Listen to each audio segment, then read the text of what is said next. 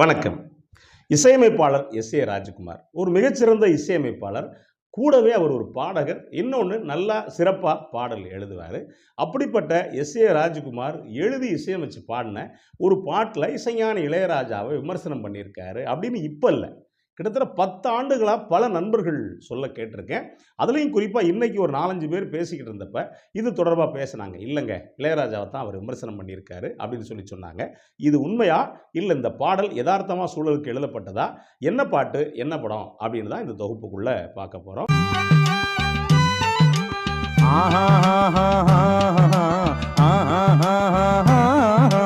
புது வசந்தம் திரைப்படம். விக்ரமனுடைய இயக்கத்துல எஸ்.ஏ. ராஜ்குமார் இசையில வெளிவந்த திரைப்படம். விக்ரமனுக்கு முதல் திரைப்படம். அதாவது 4 நண்பர்கள் கூடவே ஒரு பொண்ணோட நட்போட வாழ முடியும் அப்படின்னு ரொம்ப அழகா நட்புக்கு இலக்கணம் சொன்ன ஒரு வித்தியாசமான திரைப்படம். சக்கப்போடு போடுச்சு. அதுக்கு பிறகு விக்ரமனுக்கு இப்போ வரைக்கும் ஒரு சிறந்த இயக்குனர் அப்படிங்கிற பட்டியல்ல கவனிச்சீங்கன்னா, கொஞ்சம் கூட விரசம் எதுவும் இல்லாம பண்ணக்கூடிய ஒரு இயக்குனர் அப்படிங்கிற பேரை இப்போ வரைக்கும் தக்க வச்சுக்கிட்டு இருக்காரு விக்ரமன். அதுலயும் இந்த படத்துல தான் சித்தாரா அறிமுகமாகியிருப்பாங்க. இந்த படத்துல எல்லா பாடல்களுமே சூப்பர் டூப்பர் ஹிட்டு. அதுலயும் குறிப்பா பாடல்கள அதிகமா வாலி ஒரு பக்கம் எழுதியிருப்பாரு. இன்னொன்னு கவிஞர் முத்துலிங்கம் ஒரு பக்கம் எழுதியிருப்பாரு. ஒரு 3 பாடல்கள எஸ்.ஏ. ராஜ்குமாரே எழுதியிருப்பாரு. அப்படி எஸ்.ஏ. ராஜ்குமார் எழுதி பாடுன இது முதல் முதலா வரும் பாட்டு, நீங்க நினைக்கும் தாளம் போட்டு. இது முதலா வரும் பாட்டு, நீங்க நினைக்கும் தாளம் போட்டு அப்படிங்கிற இந்த பாட்ட பத்தி தான் பார்க்க போறோம். இந்த பாட்டு என்ன அப்படின்னா, ஒரு முகப்புல வரக்கூடிய பாட்டு. எந்த வகையான பாட்டு அப்படின்னா, 4 நண்பர்கள் சேர்ந்து இசையில ரொம்ப பெரிய ஆளா வரணும் அப்படிங்கிற ஒரு எண்ணத்துல பாடிக்கிட்டு இருப்பாங்க. எடுத்த உடனே வீதியில இந்த 4 பேரும் ஒருத்தர் பாட, ஒருத்தர் 3 பேர் இசைக்கருவி வாசிக்க, இவங்களுடைய எதிர்கால கனவு என்ன அப்படிங்கிறத சொல்லக்கூடிய பாட்டு. இந்த பாட்டுக்குள்ள இசைக்கருவி அப்படின்னு பார்த்தீங்கன்னா,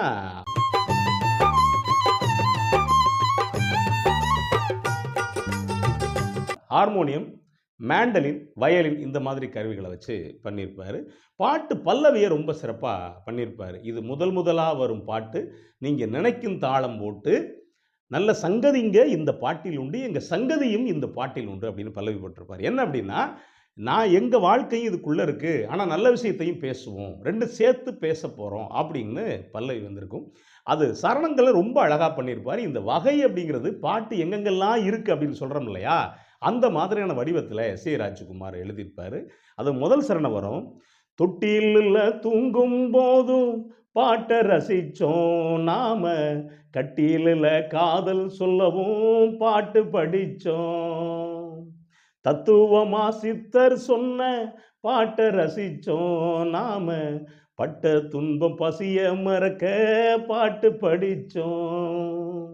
கண்ணீயர மயக்க பாட்டு, காதலிச்சு மறந்தா பாட்டு அப்படின்ட்டு முடிக்கும்போது ரொம்ப அழகா சொல்லியிருப்பாரு.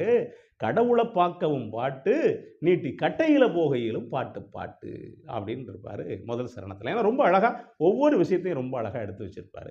இப்ப நம்ம பார்க்கக்கூடிய இந்த 2வது சரணத்துல தான் நம்ம சொல்லக்கூடிய அந்த விமர்சனத்துக்கு உள்ளான வரி அப்படின்னு சொல்றோம் இல்லையா? அந்த வரி வருது. அது என்ன சொல்லியிருப்பாரு அப்படின்னா, காளிதாச கம்பன் நாட பாட்டு தலைமுறை நாங்க, கண்ணதாசன் தொடங்கி வச்ச. காளிதாசன் கம்பநாடன் பாட்டு தலைமுறை, நாங்க கண்ணதாசன் தொடங்கி வச்ச பாட்டு பரம்பரை அப்படின்னு வரி போட்டிருப்பாரு. அடுத்த வரி போட்டிருப்பாரு, ஏகபோக அரசர்கள் எல்லாம் இருக்கும் உலகில இந்த ஏகலைவன் பாட்டு கூட ஜெயிக்கும் பொதுவுல அப்படின்னு சொல்லிட்டு போட்டு முடிக்கும்போது ரோட்டில படிக்கிற பாட்டு, நாளை ராஜ்யம் முடிக்கிற பாட்டு அப்படின்னு முடிச்சிருப்பாரு. இதுல எந்த வரி அப்படின்னு நீங்க கண்டுபிடிச்சிருப்பீங்க. எந்த வரி அப்படின்னா, ஏகபோக அரசர்கள் எல்லாம் இருக்கும் உலகிலே இந்த ஏகலைவன் பாட்டும் கூட.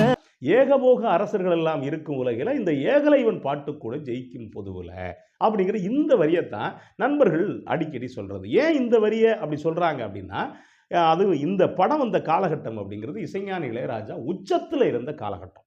எப்படி சொல்லுவாங்க அப்படின்னா, இப்ப ஏவிஎம்ல இருந்து அவர் இருக்காருன்னா, உள்ளுக்குள்ள ரெக்கார்டிங் ஆகுதுன்னா, வெளியில பார்க்கறதுக்கு பல புது இயக்குனர்கள் இருப்பாங்களாம்.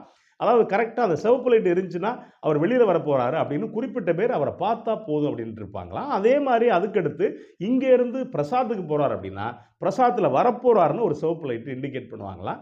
அந்த நேரத்தில் அவரை பார்த்துட்டா கண்டிப்பாக படம் உண்டு அப்படிங்கிற இந்த மாதிரியான நிகழ்வும் உண்டு, நடந்தது உண்டு. கிட்டத்தட்ட இசையில் ராஜா அந்த இசைக்கலைஞர்களுக்கு மத்தியில் ராஜாவும் இருந்திருக்காரு.